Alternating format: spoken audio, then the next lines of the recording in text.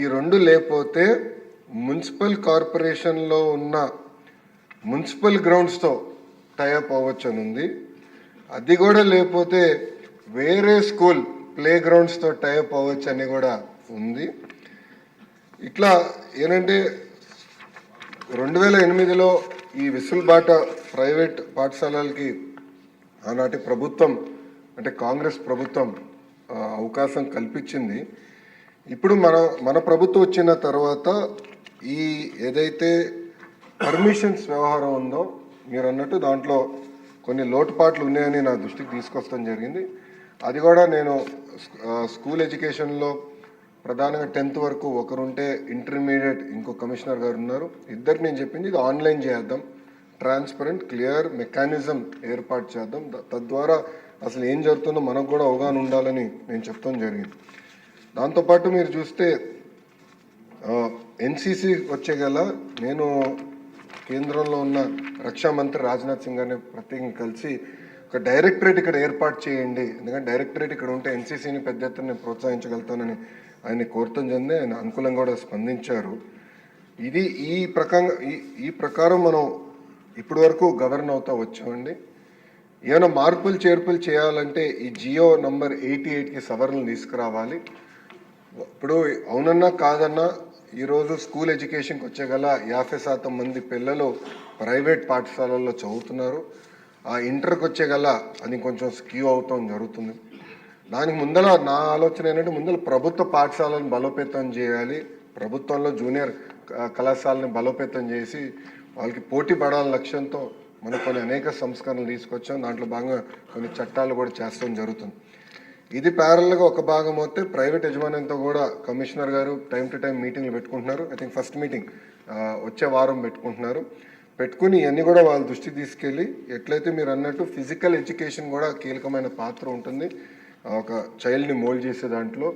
So కంపల్సరీగా ఏదైతే నిబంధనలు ఉన్నాయో అవి పాటించాలి, అప్రోప్రియేట్ స్టాఫింగ్ ఏర్పాటు చేయాలని చాలా స్పష్టంగా చెప్తాం జరుగుతుంది. ఇంతేకాకుండా లాస్ట్ పాయింట్ మీరు చెప్పింది ఇప్పుడు జీతాలు సకాలంగా చెల్లిస్తున్నారా, ఎంతమంది ప్రైవేట్ పాఠశాలల్లో ఉపాధ్యాయులు ఉన్నారు దానిపైన మొన్న ఒక ఇష్యూలో జరిగితే దానిపైన మేము డీటెయిల్స్ సేకరిస్తున్నాం. కొంచెం ఫీడ్బ్యాక్ వచ్చింది దానిపైన. అంటే వాళ్ళ పాన్ నంబర్ ఆధార్ నంబర్ ఇచ్చేదానికి అనుకూలంగా లేరంటే దాన్ని ఎట్లా చేయాలనే దానిపైన వచ్చే వారం ప్రైవేట్ యజమానితో కూడా కూర్చుని వాళ్ళకున్న సమస్యలతో పాటు ప్రభుత్వానికి ఎలాంటి ఇన్ఫర్మేషన్ కావాలి, అది ఎట్లా హోలిస్టిక్ ఎడ్యుకేషన్కి ఆ ఇన్ఫర్మేషన్ ఏదైతే అవసరం ఉందో అది తీసుకుని ఒక ఆన్లైన్ మెకానిజం ద్వారా చేయాలనే లక్ష్యంలో మన ప్రభుత్వం పనిచేస్తుంది. నెక్స్ట్ క్వశ్చన్ 849 అండి, గిరిజన శాఖ మంత్రి గారు.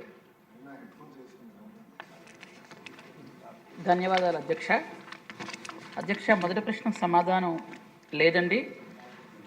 బి ప్రశ్నకు సమాధానం గ్రామీణ మరియు పట్టణ ప్రాంతాల్లో అంటే జనరల్ లేదా ఎస్సీ బీసీ వర్గాలను కలుపుకొని ప్రతి 400 నుంచి 800 జనాభాకి ఒక అంగన్వాడీ కేంద్రం ఏర్పాటు చేయడం జరుగుతుంది అధ్యక్ష.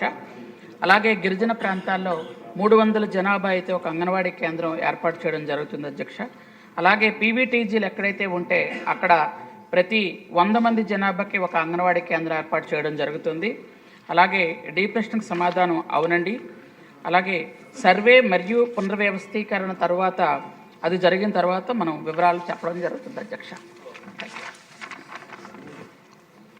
సభ్యులు హైదరాబాద్ ఆనందరావు గారు. ధన్యవాదాలు అధ్యక్ష.